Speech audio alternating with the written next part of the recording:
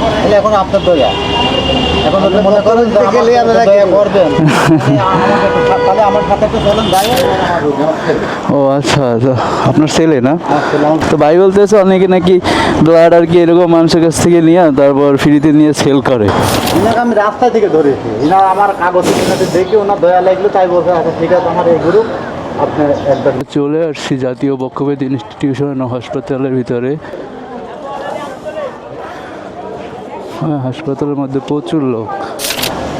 এই যে বাইর ছেলে, ইনি অসুস্থ, ফুসফুসে সমস্যা হয়েছে। সেটা বলতে পারবো না, অনেকদিন হয়েছে। সমস্যা কি সমস্যা? ও এখন সরকারি হাসপাতাল না, এই জন্য এই অবস্থা। বেশ, আমার একটাই থাকবে, আমি তো আপনি যে কাজ করলেন আমি তো দোয়া করবোই আল্লাহ, আল্লাহ ভরসা ভাই, আর আমার বাচ্চাটার জন্য আপনি তো দোয়া করবেন ইনশাল্লাহ ভাই, ইনশাল্লাহ।